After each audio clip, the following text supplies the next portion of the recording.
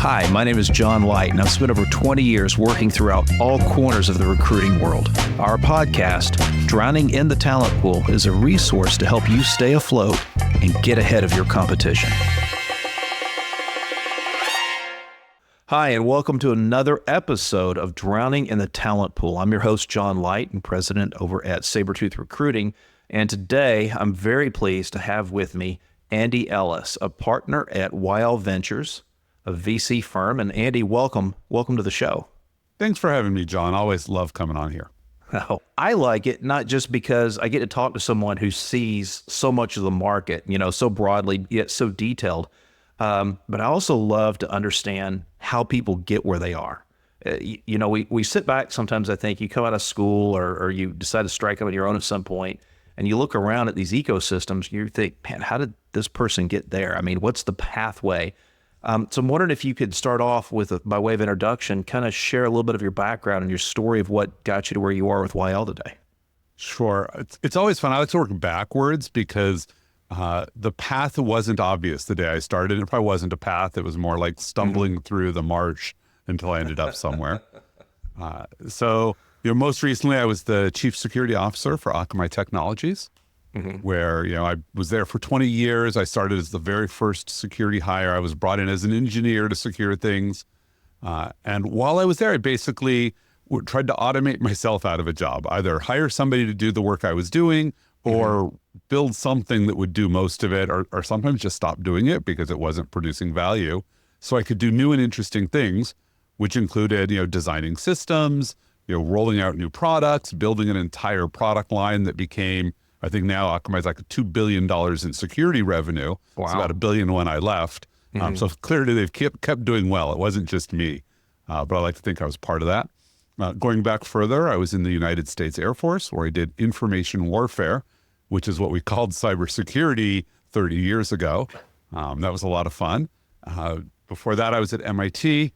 I actually was at MIT twice because I got kicked out after my freshman year for not bothering to go to classes.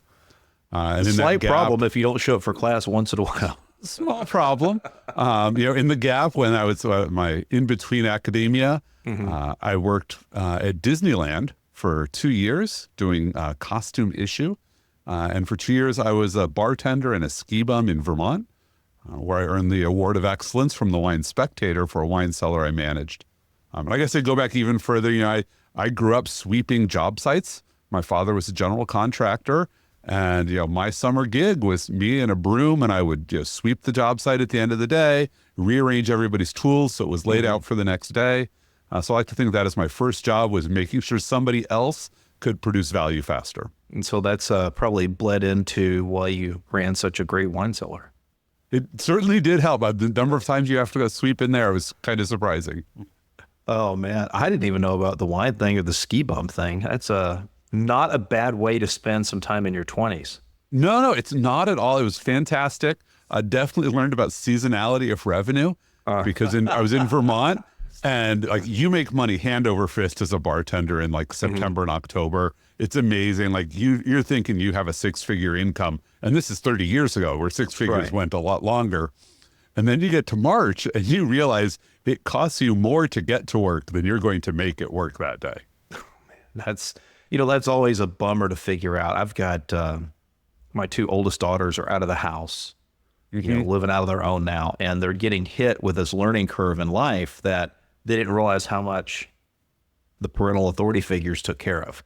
Oh yeah. We tried to help them along on that. Like, okay, you're going to take over your phone bill. You're going to take over your auto insurance. You're going to do this and do that. But it's different when you're sitting out there and you're going to the grocery store and you look name brand generic, Right. Am I getting chicken or filet mignon?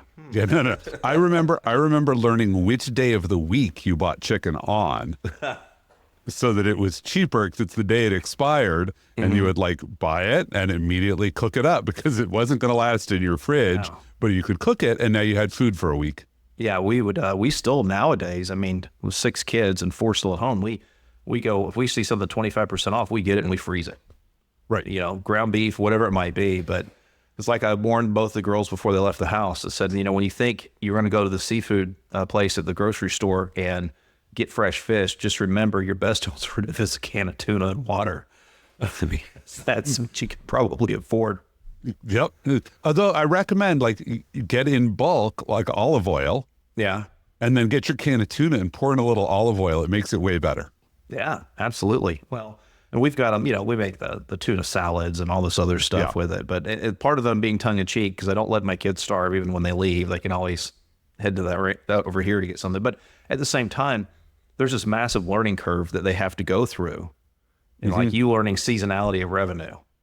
These kids get out and like, I get my first paycheck. And it's bomb, man, I'm going to do great. And then I still remember my parents telling me that if I made, I think it was 2 times my age and salary, I would have it made in life. I very quickly disproved that. Yeah.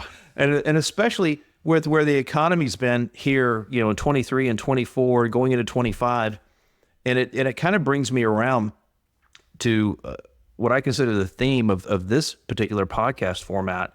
Really, we deal with a talent pool, with talent in general, not just talent acquisition and things of that nature, but understanding how critical it is to the proper execution of strategy that helps us navigate whatever the market is dealing with us. And one of the things that attracted to me to you as a guest is right over your shoulder. For people who see this in video, they can see there's this little book that says 1% Leadership. And I was very intrigued, learning about that and talking with you the first time about the distillation of leadership lessons learned from that uptake curve when you're really young and you're a ski bum and a bartender and not quite a sommelier. You're down sweeping the cellar and whatnot, keeping it neat in a construction site. I was hoping that you could give us a little bit of the journey of how we arrived at the book and what's in it and how it's helped you, not just as someone putting things together or studying leadership and whatnot, but how it's helped you career-wise too. Yeah. So I wrote this book because I hate leadership books, which is sort of a fascinating place to start. I've been to leadership training my whole career. I've read so many leadership books, and I'm a voracious reader, just to be clear, and I almost never finish a leadership book.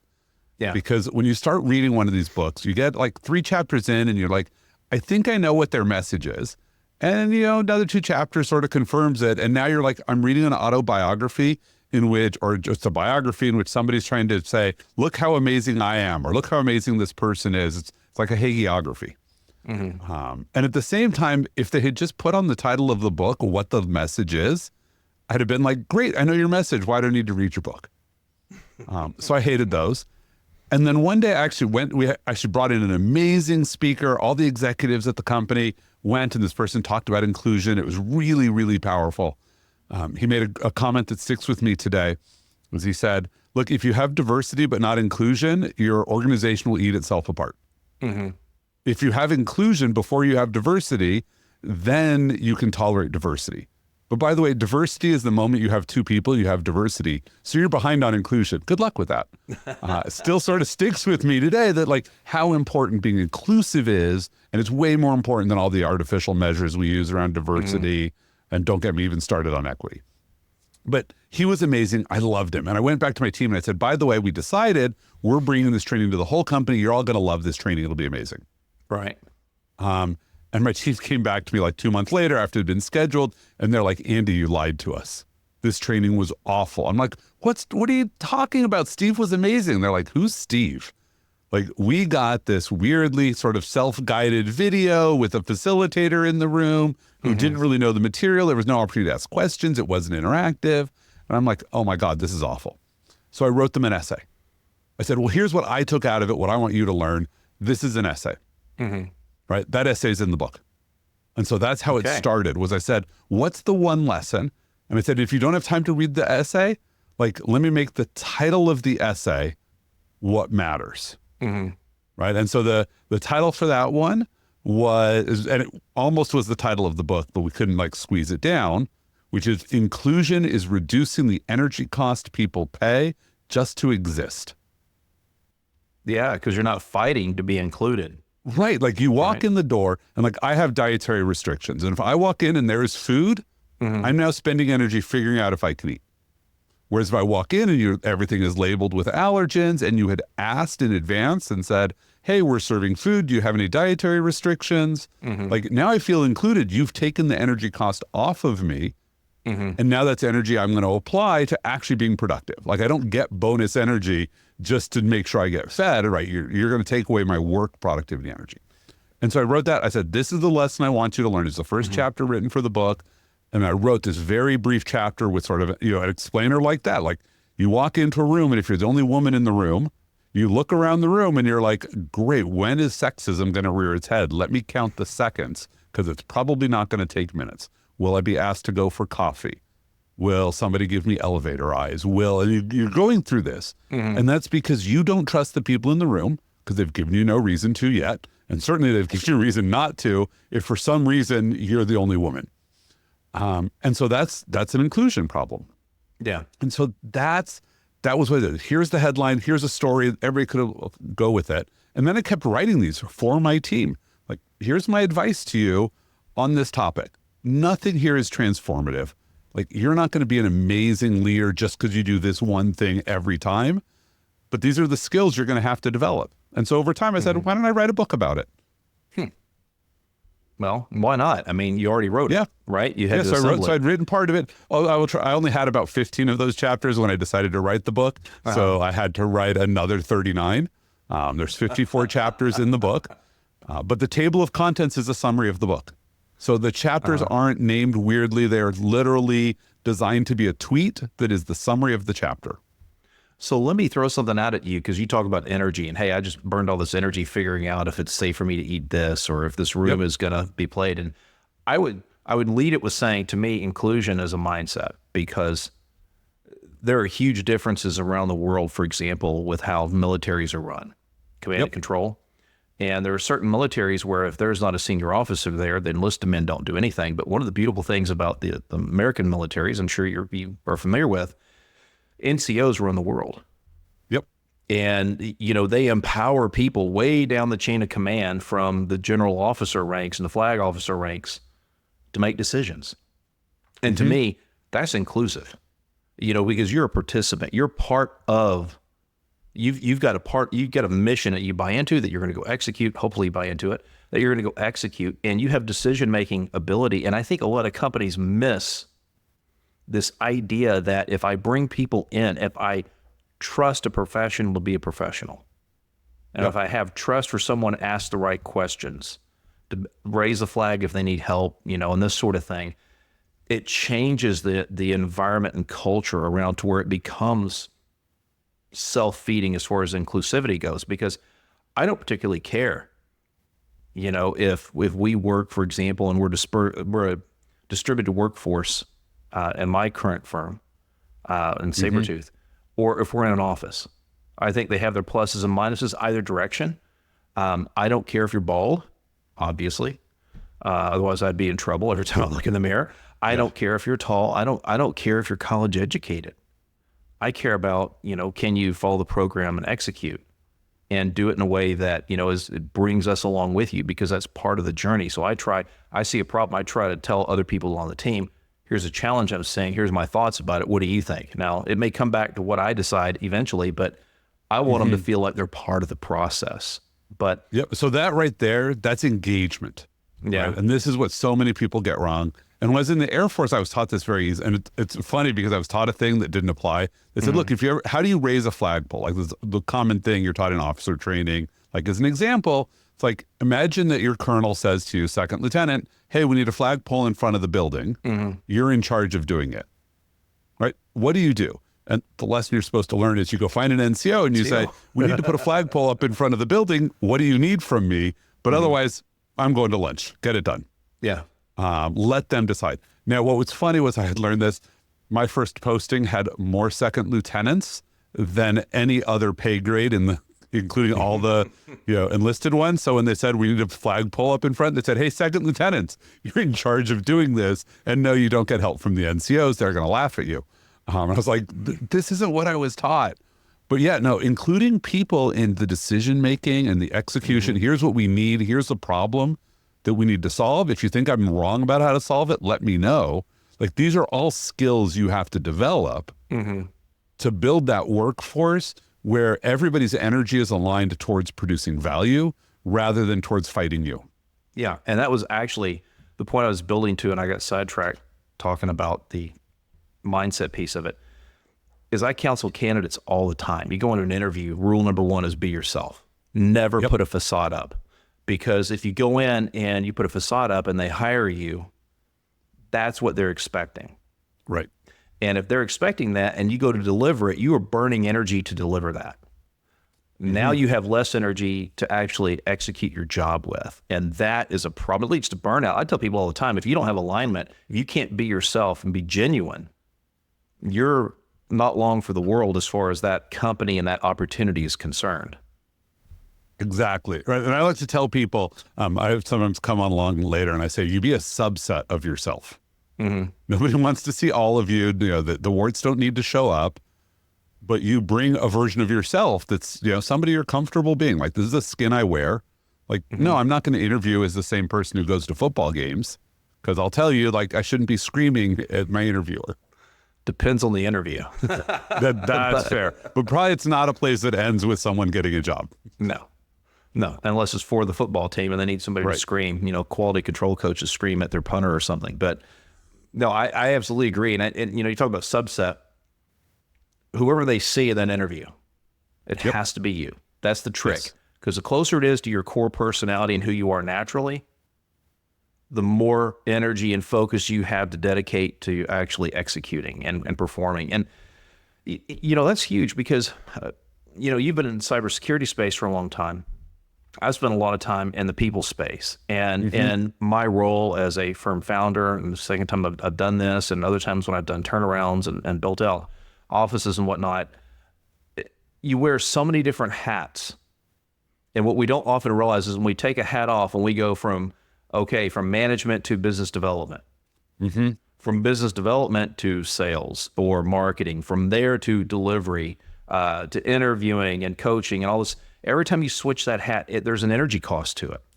Yes. And being able to lead people, I think, successfully, you first got to figure out how to manage and lead yourself and that energy cost. Otherwise, a good leader is really hard to make because you're burnt out. Yep. And you have to manage it yourself, not just for that reason. In fact, I will say many times in here, you should also assume anytime John says something brilliant, I'm going to say, that's a chapter in my book. Like personal development is a prerequisite to developing others. Right. Because if I tell you, here's a thing you should do, and you don't see me having ever done it, it's immediately not credible. You're going to say, oh, you heard that in some seminar, that you should tell your employees that they should take time off. But you don't ever take time off. Why would I take time off? Like, this is one of the things that I hate, and you see it a lot in tech, is you'll see executives will say, oh, you know, you don't have to work 80-hour weeks, but they all work 80-hour weeks. Everybody who's ever been promoted worked an 80-hour week. Like, they took these certain risks, they did certain things. And so while you say, here's the behaviors I want you to do as an individual, they don't see those as being the path to success. Yeah, you're modeling something completely different. Right. So my advice to every executive, if you're in the office, back in the office, you need to schedule some routine or a non-routine medical appointment in the middle of the day and very ostentatiously leave for it. Everybody should see that you leave to go for a medical appointment, for your kids, go pick up your kids, whatever it's going to be. They need to see you take time out of the workday so that you normalize and make it acceptable for them to do the same thing. What was it I read so long ago? Little phrase stuck with me, that what you do speaks so loudly that what you say I cannot hear. Yes. And, you know, or you just say actions speak louder than words, pithier way of putting it. But, you know, I counsel candidates constantly when I interview them, before I even think about whether or not, okay, this person is a fit for a specific opportunity. We're interviewing them and they keep talking and droning on all about responsibilities, qualifications, and blah, blah, blah.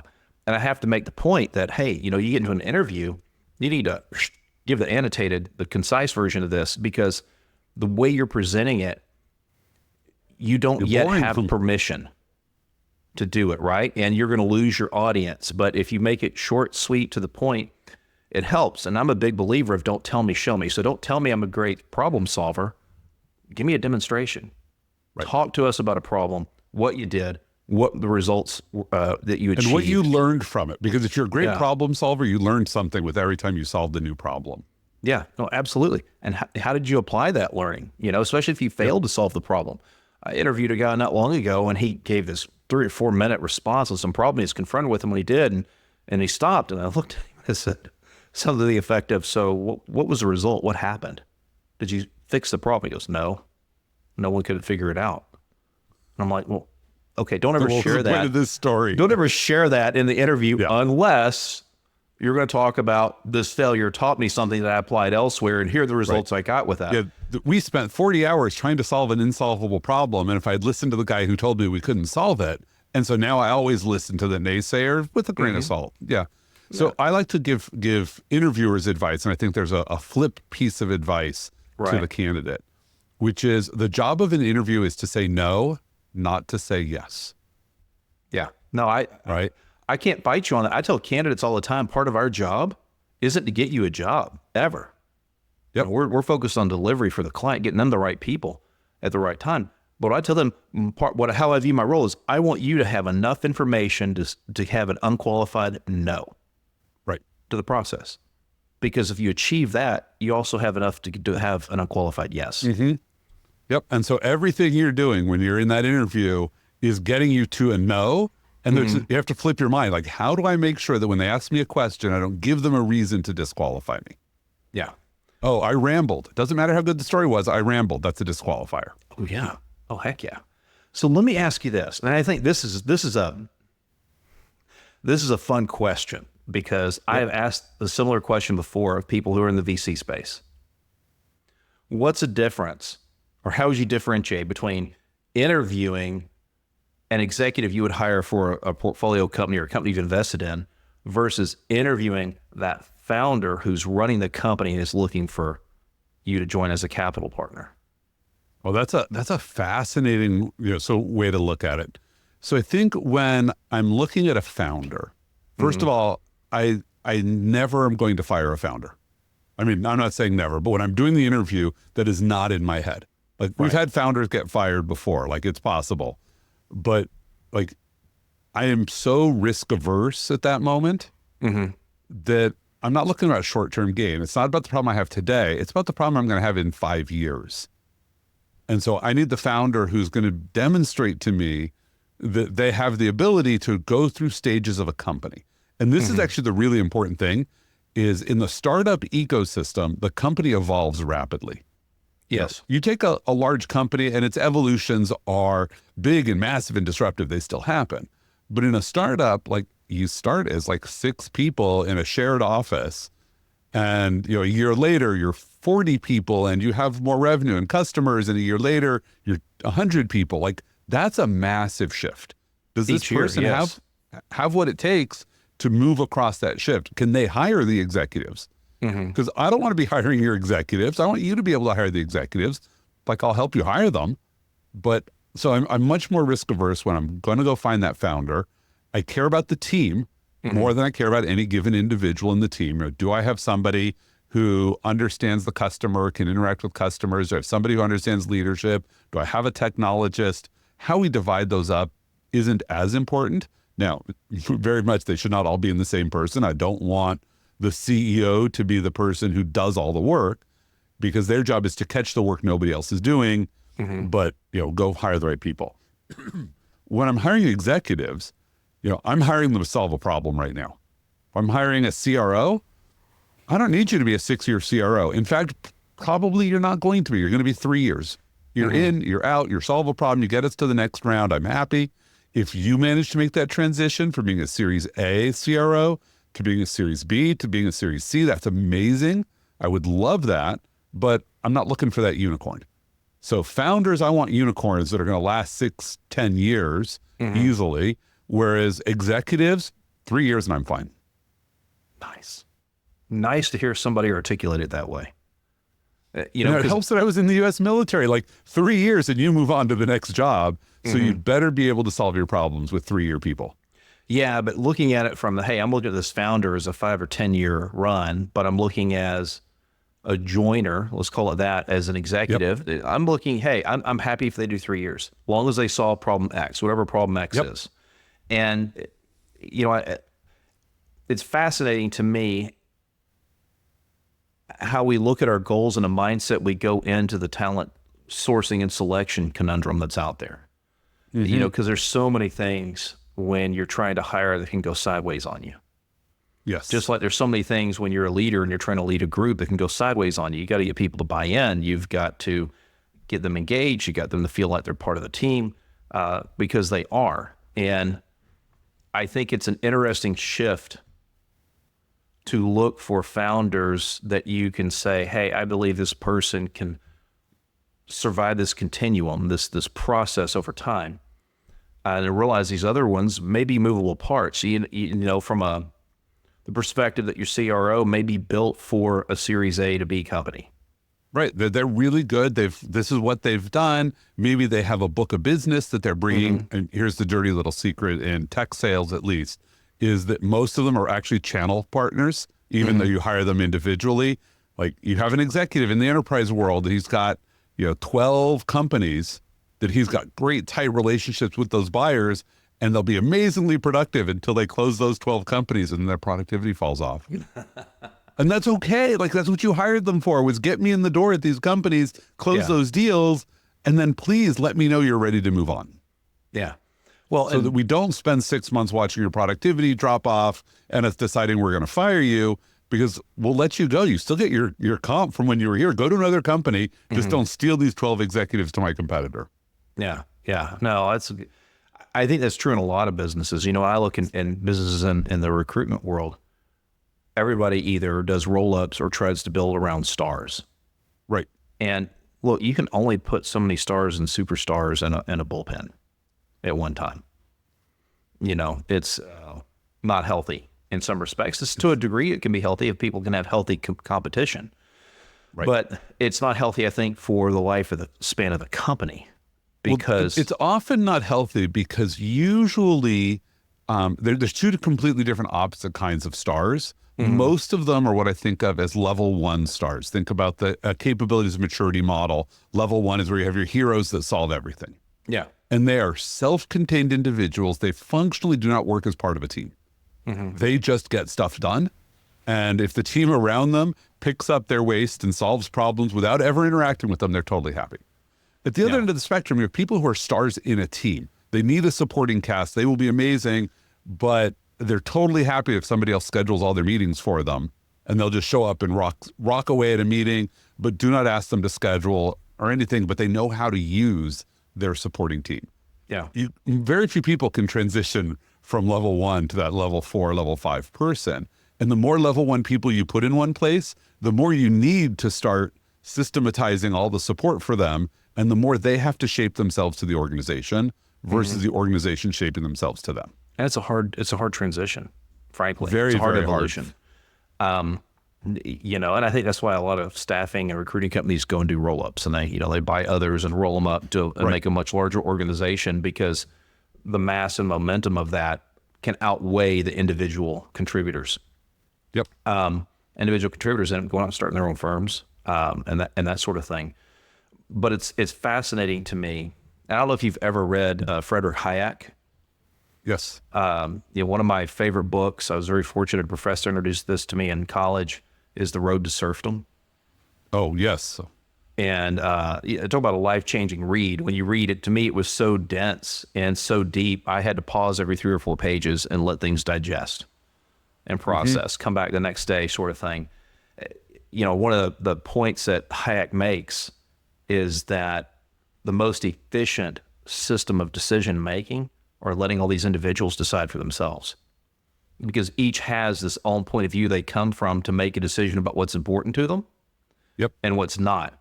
And I've learned over the years, when a person exits, as long as they're not doing anything unethical, illegal, immoral, that sort of thing, we should celebrate it.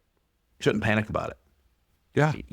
I mean, you should have prepared for it, obviously, because it's going to happen eventually, but it's a good thing for someone to continue on. They got out walking on their own 2 feet. Yeah, but they're self-selecting.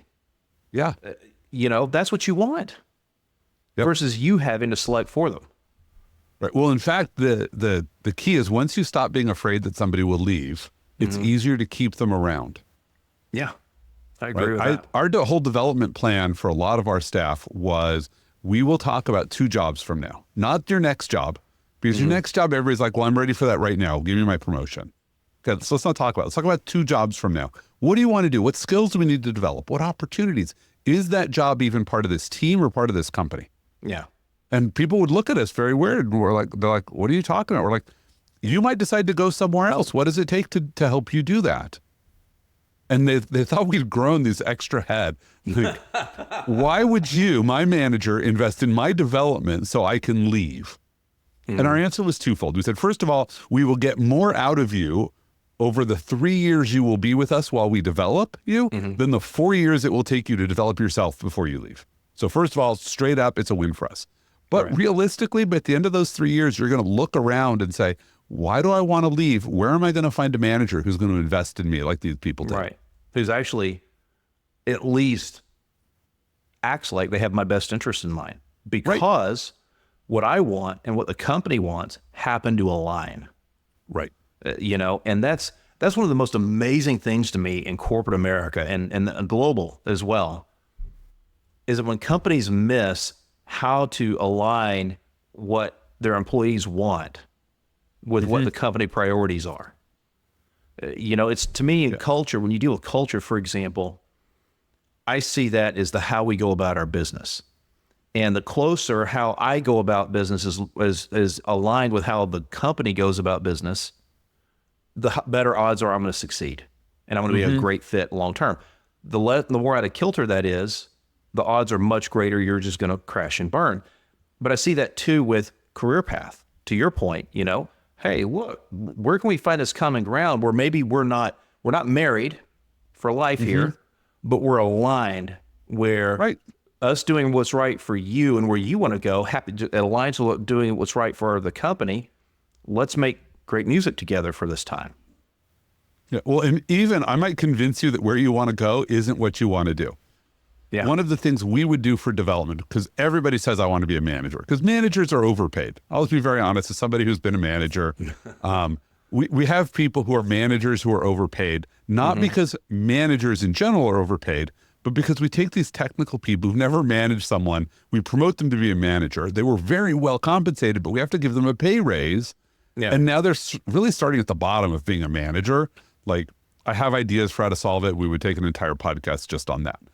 But we would take a person that say, oh, I want to be a manager. We're like, great, here's what we're going to do for you. And in an ideal world, this is how it worked, is for 1 year, we make you a team lead, which did not require any HR or payroll changes.